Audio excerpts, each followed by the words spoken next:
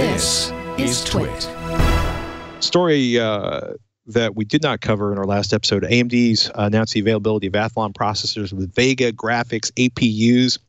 And I'm wondering, is it possible that one of these processors will replace the Ryzen 3 2200G at the low-end system leaderboard on PC Per? They seem even lower end than that. Yeah, they're a bit low end, but this is interesting to me partly because of the power targets. These are 35 watt parts. Ooh, where you're into that like laptop category where you have Intel parts, high end Intel parts anyway, on laptops that can go up to 45 watts. And while these are not high performance parts, though, these are dual core 4-thread. You have 3 of the Vega graphics CUs. All of these announced processors have the same 1 gigahertz graphics core.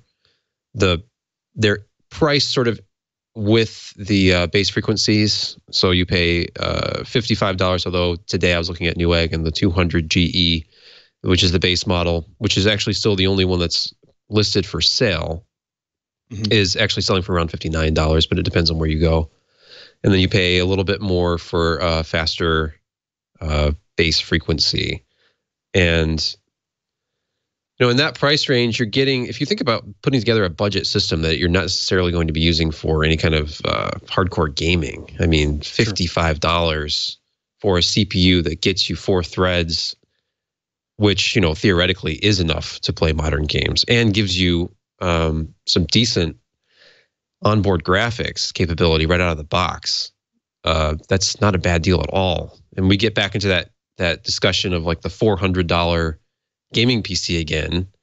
If this takes the place for some people, one of the budget like Pentium or Celeron processors, and gives them that flexibility to add graphics later if they want to, but right out of the box lets them put together a system for add in the price of a motherboard, power supply, like $200.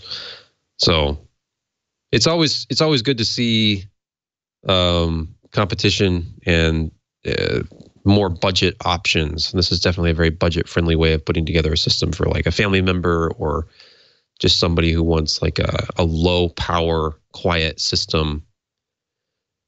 And they target, of course, like 720p gaming with graphics of this caliber.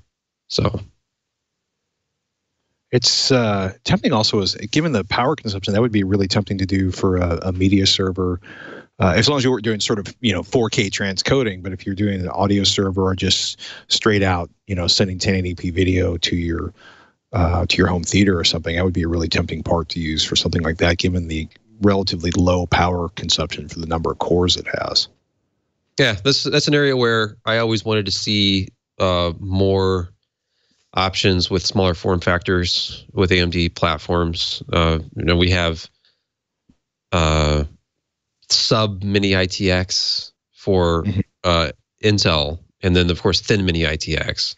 And that's just something where in the past, like the AM3 socket didn't really get any small form factor love, partly because of power draw issues and that sort of thing. But like 35 watts, you can put this in almost any package. And this is something that you could find in a mini PC.